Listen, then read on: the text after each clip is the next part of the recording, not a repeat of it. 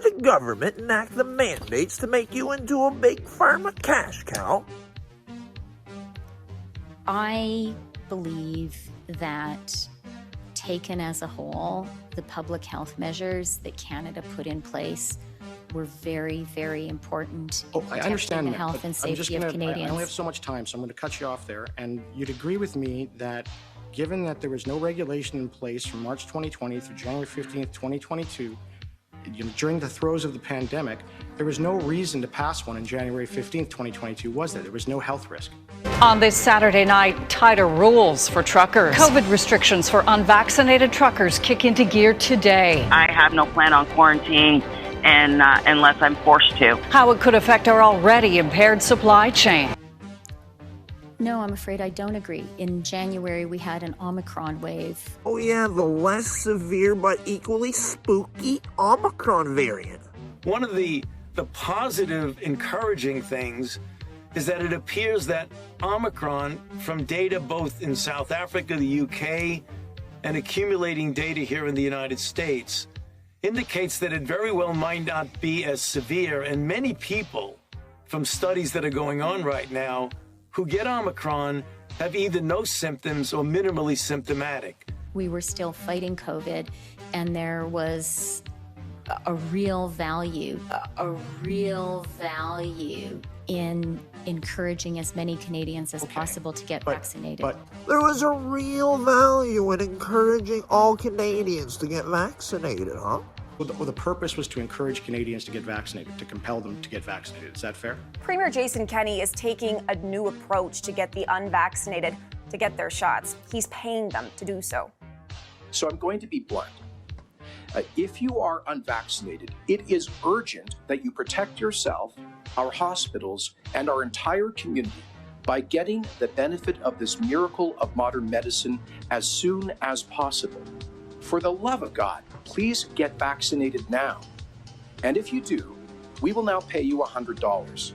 Today, we are announcing that Alberta will be the first province to offer a personal monetary incentive to step up and do the right thing.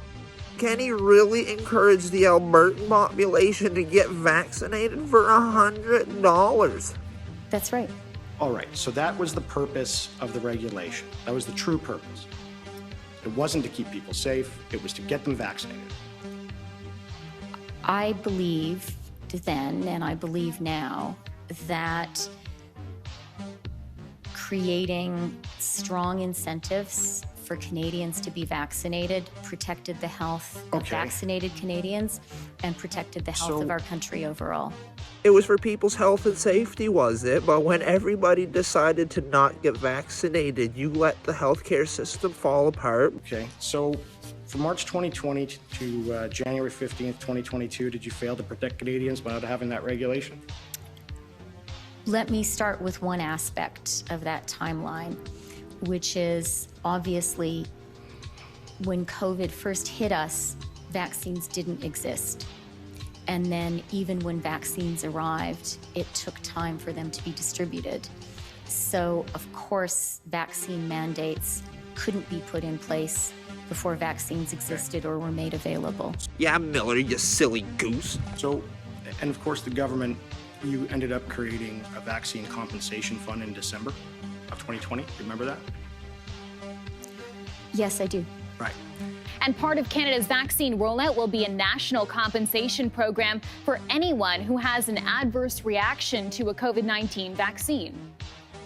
Vaccines are safe and effective.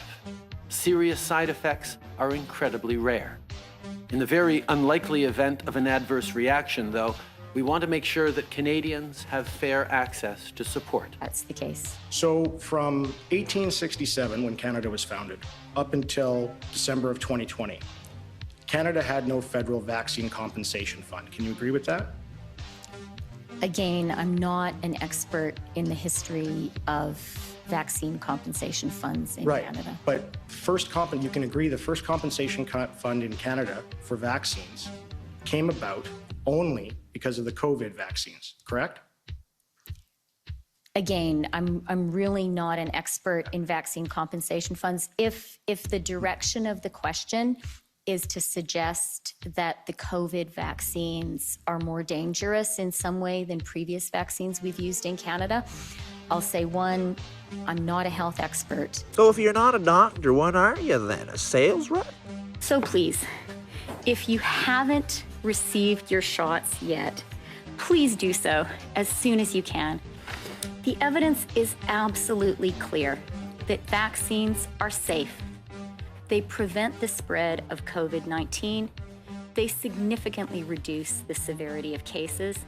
And most importantly, they save lives.